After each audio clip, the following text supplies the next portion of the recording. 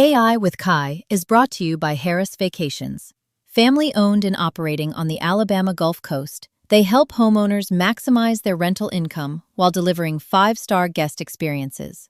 Learn more at ourgulfshoresvacation.com.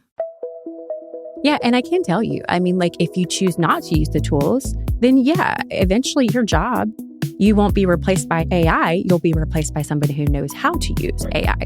And I think that people need to understand that. This is AI with Kai, practical AI for real business leaders. We break down what matters, talk with people using AI in real businesses, and share one idea you can use right away. It is another great day to talk about AI. I am Kai. Here we are, Tim. Welcome. I was thinking about it. You mentioned, not on mic, but you were like, hey, I'm kind of surprised some people have been asking me if the show is AI or if it's real. Yeah. And I just wanted to throw it out there. It's 100% real, everyone. Kai and I are in the studio just having a conversation. This is, I would like to think AI would do a lot better job than me. That's why it's a real human. The Rundown. 5 AI stories you need to know right now. A Claude agent wiped a startup's database and all of their backups. How about that? So, as in erased? Erased, yes. Wow. This was an agent that was backed by Claude. And agents are all the rage right now. And this agent was given basically free reign on production data. And when you say agent, yes, let's assume maybe not everybody listening knows exactly That's a great point. An agent is. So what's an agent? So an agent is an always-on AI, meaning that it's AI that's running continuously, and it doesn't need prompting by you. It takes action based on its some sort of context that it has, right? So usually it's a timer, right? Every 5 minutes it wakes up and does a certain thing or checks a file or checks your email or does something like that. A lot of people are using agents to write code overnight. And in this case, this startup had built an agent that was using Anthropic's API in the background, and it had all of these permissions to do things. It decided to take destructive action and erase a database and erase all the backups for some reason. So, for instance, it may have detected that a server was full and it needed to make space. Okay, so it wasn't like an evil, no, rise against the machine kind of thing. No, it was more of a, well, we need some space, so boom, gone. That's right. And I think all of these things fall into that camp. They're not the malicious kind. They're the sloppy kind, right? And this is much more a story about deployment hygiene than it is about destructive AI. The story here for folks is, this can happen, right? And, right now, every business wants AI agents. This is an extreme example of some negative consequences of that. I think that the benefits outweigh the negatives by quite a bit, but not if you're sloppy. In other news, OpenAI released a privacy filter model. And this is really interesting. So what this is doing is it's redacting personally identifiable information, so PII, which is a huge deal, especially for AI. So when you're chatting with ChatGPT or Claude or Mistral or Perplexity, when you're using personally identifiable information, you're sending that back to their servers. And in most cases, this is harmless, but you really don't want to be sending that kind of data, especially if you're in a business situation and you're sending, you're uploading spreadsheets that might have, let's say, payroll information or things like that. This is a model that's tuned to redact that kind of information. It looks for personally identifiable information and will take it out of the data stream. You use, God forbid, someone's social security number. I don't know why you do that. Well, yeah. Let me just repeat you these. You could be working on your taxes and say your wife's social security number. That's a great example. Taxes are probably like number one on that list.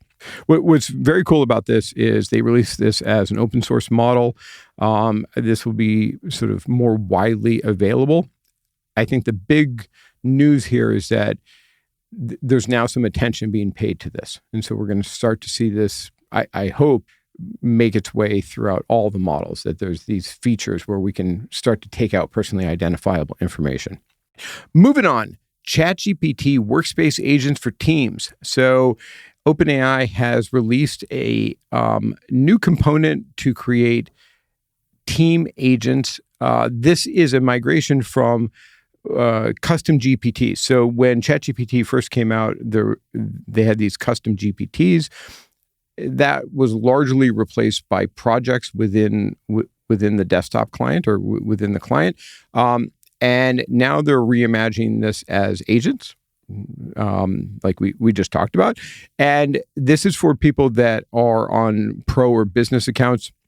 So it just came out. I think this is a very interesting development. We're seeing this transition in general from the assistant you ask to the coworker that does, right? So it's a much more proactive thing. Again, the idea of agents has sort of gripped the AI world.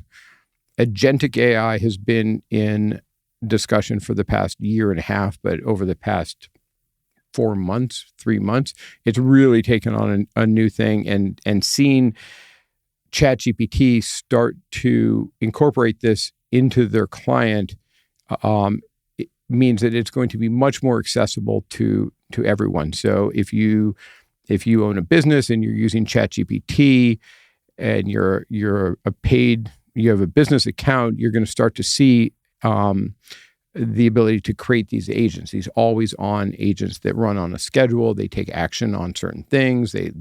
They're always looking for something.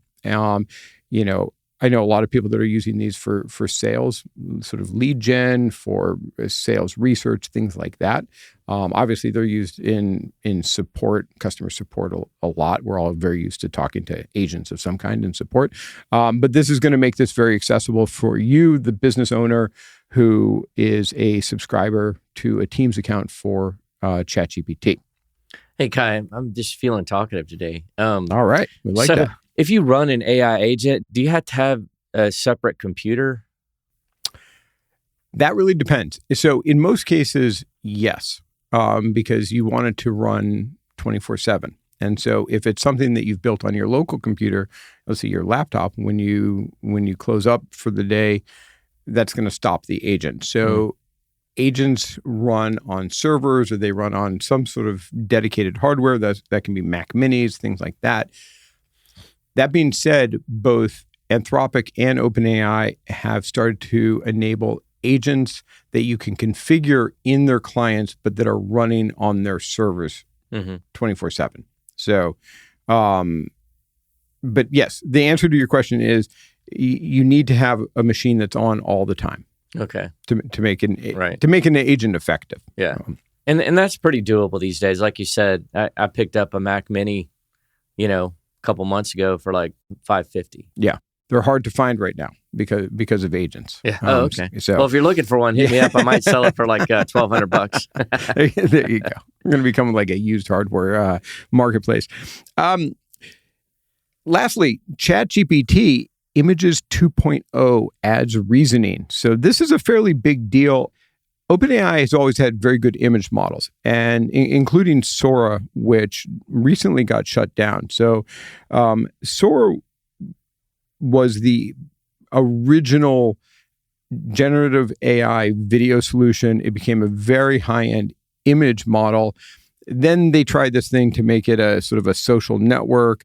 They've effectively re-released it into the main client. So if you're in ChatGPT, you can ask it to create an image. What's powerful about this is they've added reasoning to that. And reasoning, we've all become used to in our general chats where you ask it a question, the model will sort of think through what you're asking, and it will make some determinations, and it will check itself and go down different paths. That in essence is reasoning. It's now going to do that for image creation. And so what this allows is much more complex layouts, multi-asset things, much better text rendering. So for businesses, this is important because it allows you to create much more powerful graphics in your marketing, in your business in general. The Spotlight: How Real Businesses Are Using AI. Today, I'm sitting down with Marie Kline. Marie is a global tech HR executive at Amazon, supporting their ads and core AI organization. She's also a trained Amazon bar raiser, as well as the founder of the nonprofit She Leads AI here in Lower Alabama, as well as a new AI startup called Client Intelligence. So we're going to talk about what it actually looks like inside one of the most important AI organizations in the world, and what that means for running a business right here on the Gulf Coast, as well as what it's like starting an AI nonprofit. Welcome, Marie. Thanks so much. Yeah, thanks for having me. I really appreciate it.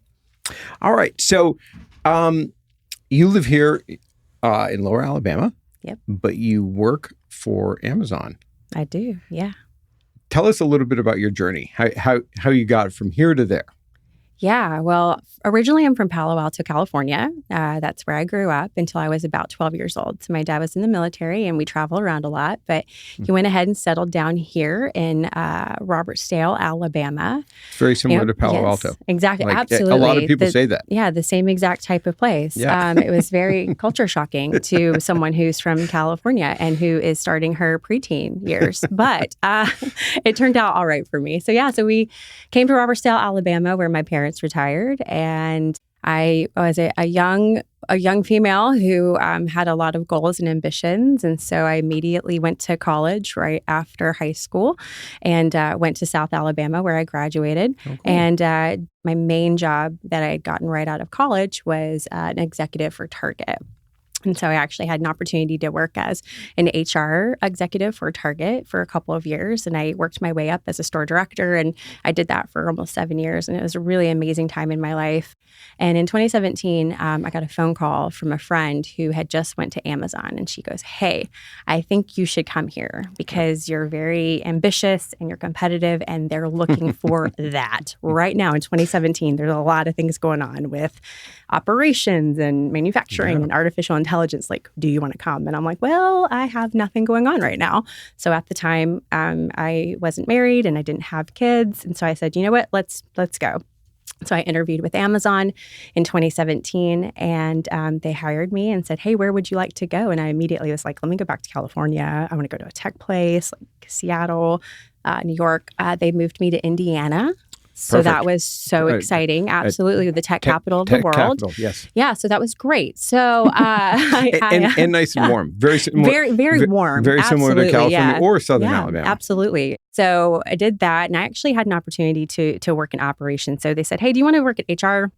Or do you want to know operations first?" I said, "You know what? I want to know operations first because I want to know how everything works before I run HR in the building." So let's do that. Yep. So I actually did operations for a year. I learned everything about their ops teams, their transportation teams, their systems, everything. And then they said, "Hey, it's time." They tapped me and said, "We'd like you to run HR for the whole entire building." I said, "Let's do it." So I got promoted into an HR role, and then I knew everything, right? I knew how the ops teams worked. I knew how the programs worked. I was very knowledgeable. So if someone had issues in, our operations and pick, pack, dock, like I knew how to fix that from an HR side. And then, actually sort of a great lesson for a lot of business folks to like understand operations first before you do the other things. Absolutely. And I think that that was the smartest decision I actually made.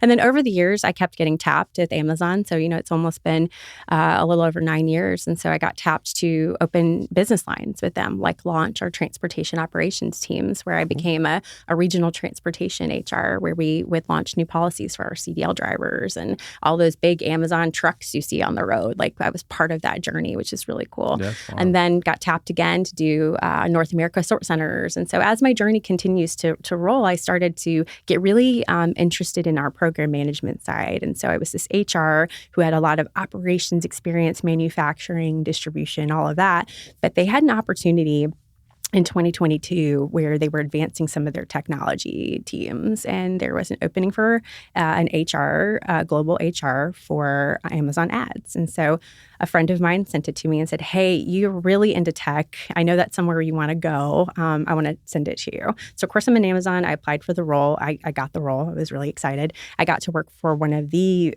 greatest VPs. She was just such a blessing in my life. She taught me different in and outs of, artificial intelligence and how to utilize the products. And it was just my first entry into AI in 2022 or into the really deep knowledge of AI in 2022, because you have AI like ChatGPT, whatever everyone thinks is AI.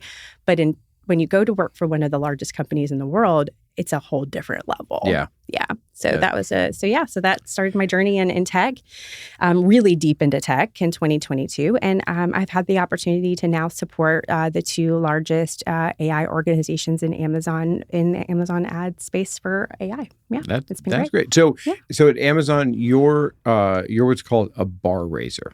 I am. That I'd love to sort of have you explain to listeners what a bar raiser is. A bar raiser is someone who is considered the approval of a hire at Amazon. Okay, so you have interviewers at Amazon, and you have people. Whenever we look for candidates, we put them through the interview pipeline, and you will always have what is called a bar raiser, who is the authoritative decision maker of who, if that hire is going to come onto Amazon. The coolest part of being a bar raiser is we get an opportunity to work across every single business line at Amazon. So we go through this massive, rigorous process to become one. It takes up to almost a year sometimes to get signed off. And then once you're signed off by your mentor, you get thrown into this beautiful world. And I say thrown in because it's such a cool experience. Like, I get to interview lawyers. I get an opportunity to interview people from, massive AI companies that want to come work for Amazon. I do international finance. So it's from finance to distribution centers to Amazon pharmacy to Amazon autos. And you have veto power, right? And we have what we call veto power. Yep. You started a nonprofit called She Leads AI. Yeah, I've started a lot of nonprofits. Okay. And this one's my favorite, though. So I'd love to know more about that. So when did you start it, and what's its mission? Yeah, so recently, so I'm really big on women supporting women. First of all, it's like something that I love to do. Before I actually created the She Leads AI, I actually had a nonprofit part that I work in called a Mahjong Magnolias, and so that's a whole separate conversation for another day. But that's how my vision really came to life, is bringing women together. So my part with my two best friends, we created that nonprofit a long time ago, but we wanted women supporting women, and so we were helping these women and teaching them different games and different things that were, having these conversations with each other. And then it sparked this idea in me that so many women that I was meeting during this Mahjong journey were business owners, and they were moms with very competing schedules, and they were so busy and they didn't know how to spend time with their friends. I'm like, time out. We've got to fix that. I know a lot of knowledge on AI tools that can make your life so much easier, because I would love to play Mahjong with you every week. But if you're super busy, like, how do I make your life simple? So I'm like, you know what? So I went to my husband, and we were actually on a plane. We were on a flight to taking some mommy daddy time, which was much needed. And he goes, you should create like a group for women. You love teaching women how to do all these different things. Like, you need to teach them how to like make their lives simple. I'm like, okay. So by the time we landed, I had a Facebook page, I had an Instagram, I had a group. I was already adding people. I had a logo because I had shot, at the time, I think it was Gemini. Gemini was creating all my stuff for me. So I'm on the plane doing all of this. And he's like, really? So we got off the plane, and he goes, why did you invite me to a She Leads AI group? I'm like, because that's it. It's done. He was like, you did all of that? I'm like, correct. You can do all of that with AI technology. Yes. So less than 30 minutes, I had logos, events, people already invited. I was ready to go. So that's where my heart is, teaching either moms or, you may be a mother, you may be someone any woman, right, that has like competing priorities. You may be a business owner that has multiple competing projects. You may be a woman who's caregiving. Maybe you have elderly parents and you can't figure out how to manage your priorities. And so to me, I thought, I've got to teach them how to do this. And so, I, of course, created She Leads AI. And our first meetup was just I think about a week ago. And we had 37 women show up to the Hatch, Magnolia building. It was really amazing. And we taught them just basics, right? So we talked about ChatGPT. We talked about Claude, which I absolutely love. And then we talked about Gemini and how that can help manage their Google calendars and responding to their emails. We talked about, Notebook LM for those that travel a lot. And if you have lots of documents to process, like how to utilize Notebook LM. And, I use Notebook LM a lot to, for it to podcast me my stuff. I'm like I'm running airplane to airplane. Right. I'm like, you need to talk to me in my ear. Let's go. Download this document quickly. We talked a little bit, about Zapper, how to automate workflows, things like that. So we touched on what I call my AI toolkit, and it was really great to see women going, thank you. Like, this was super helpful. It was a great turnout. Yeah, it was a great turnout. So it's great to see it happening. It's great that there's obviously a big demand, and it's great to see that people are coming out for it. So, so you're in HR at one of the largest companies in the world in the AI space. So you're in a domain that's being transformed by AI pretty dramatically, I would say, by a company that is at the forefront of AI. So can you talk a little bit about sort of what's going on in HR in general with respect to AI? Yeah. So, I think first off, you see all the headlines, and this is obviously even Amazon too. Amazon laid off 30,000 people, or this, person's getting replaced by AI.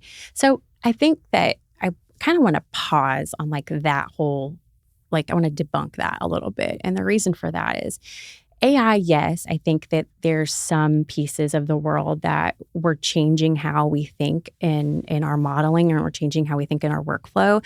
But AI, what we're encouraged to do is use it all the time, especially in HR. And that's one of the really cool things about working at Amazon is I get to use every AI tool out there. Nothing's off limits. Everything's obviously globally, securely protected, but it is not off limits. We have pretty much every model you could possibly have, and limited token usage, right? We don't even know what tokens are. So we just, we just keep going. We just keep building. It's the currency of the future. Right. But we don't use that language, right? Because we don't have to. Yeah. We just, if we go over, it doesn't matter, it just kicks back in. Right. So for us, we just keep going. So you're gonna make a lot of people jealous. I probably will, and so I'm very sorry, but that's what we get to do. So the thing about HR is, we are building some incredible processes that are just all automated, but it's really, we are the people building it. But really, it's not about AI replacing me. It's AI enhances me. And I think that's what's really beautiful is a lot of people are thinking, I talked about this a lot, but they think of AI and they're like iRobot, like the Will Smith movie, right? And I'm like, time out, guys. That's not how this works. It really doesn't replace you. It enhances you if you use it the right way. So we're encouraged to use all of these models and these tools because now I'm getting an opportunity. The task that used to take me hours to do takes me minutes to do. And I'm able to now bring my strategic, thoughtful partnership self there to the program. And I'm able to work with the VPs I support and say, okay, let's think of different strategies, different mental models. How do we frame this? How do we build this? We're still building just as an enhanced environment. We can build it faster. We can, screening applicants are quicker now. We can build onboarding, offboarding programs if we want to change things faster now. We don't have to go through, we got to change this language and go back, find the doc and redo it, upload the docs. Right. No, we just throw it in the system and it fixes it for us. Or it finds if we have error, compliance errors. I love that. So in HR, especially when you're talking about global, right? Yeah. We do HB1 visas. We do a lot of global international work. And so at times, You can't read a 57-page doc and expect to have it outlined for you. I can put that into my tools now. It can tell me, hey, these are inconsistencies. Recheck these lines. I can go back and put my Right. deep knowledge of skill to work and say, yep, that's wrong. Let me fix that compliance record. That needs to be changed. So it's really enhancing our skills. And I think people need to understand it's not replacing you. Right. It's enhancing you. AI can't replace you. It can't replace who you are as a human. It can't change that I'm a mother and I have to go. We talked about this the other day, Kai. I have to go to like baseball practice, right? I have to do all of these different things. It can enhance my productivity though, so that I'm present for all the things that matter in my family right now. So that's what's important. I think it's a great point. I think the idea that when people think of AI as being a replacement for themselves, I think they're setting themselves up for that. They are. Right? They're basically they're getting in their head and they're almost like, willing I'm that done. to happen. Correct. You know, and I often say, like, you know, if AI can replace you easily, you need to upgrade yourself. Then you need to educate yourself. Yes. But for the vast majority of people, AI is this capacity enhancer, right? It is it's 100%. Like, you know, it's like adding another version of yourself. And that's a very powerful thing. But to your point, which I love, which is it's not there to replace you. It's there to make you more powerful. Yeah. And I can tell you, I mean, like if you choose not to use the tools, then eventually your job, you know, you won't be replaced by AI. You'll be replaced by somebody who knows how to use AI. Yes. And I think 100%. that people need to understand that. Right. And that's the part where everyone gets it really twisted. Yeah. Absolutely. Well, this has been wonderful. All of the links to She Leads AI will be in the show notes. So listeners, if you're interested, check those out. And be sure to follow She Leads AI on Facebook, LinkedIn, Instagram. Yeah, all the things. All We've the got it places all you the go. places. All All the right. places you go. Yeah. And just know that even no matter who you are, where you come from, even a little girl from Robertsdale, Alabama, was able to work for the largest company in the world. You know, so just know that. It's interesting. There was a guy from Robertsdale, Alabama, who seemed to also do well. Yes, you know, Mr. Tim. Mr. Tim Cook, Mr. Tim Cook. who just announced his not retiring. He's becoming chairman, I think, now of Apple. That's right. But Robertsdale's punching above their weight. It's going to be the new tech capital of Alabama. Between the two of you, you're like, well, Thanks so Marie, much. This has been great. Thanks very much for coming on the podcast. You're welcome. Thanks for having me. This episode is brought to you by Harris Vacations. If you own a rental property on the Gulf Coast, they handle everything: marketing, bookings, cleaning, maintenance, and guest experience, so you don't have to. And if you're planning a trip, they offer a wide range of homes across Gulf Shores, Orange Beach, and Fort Morgan. To learn more or browse available properties, visit ourgulfshoresvacation.com. The Playbook. One practical way to use AI right away. What I want to talk about today is the idea of something that's really boring, but it's something that we do every time we meet with a client and start working with a client, and that is mapping your data sources.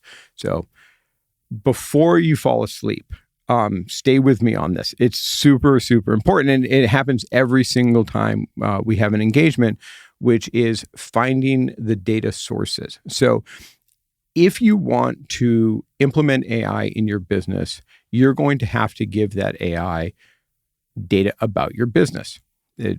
AI is not sort of a standalone thing. It's something that enriches your data, makes your data more usable. That's why you're integrating AI and trying to build your business with AI. So it needs to know where all the data is. It's always surprising how many data sources are unknown by the business. So people usually focus on, they say, well, we have this database. And that's where all the data lives. But then you come to find out, it's like, oh, well, no, there's some data in some spreadsheets over here. There's an app that they use over here for this thing. Sort of the warehouse uses a different system. I would say the average number of data sources ends up being closer to 10. And we usually start with when we start the engagement, say, hey, we have this one big data source and it has everything. But very quickly we uncover a multitude of very disparate data sources, And that's a really important thing. So if you're getting ready to embark on an AI journey for your business, I encourage you to take I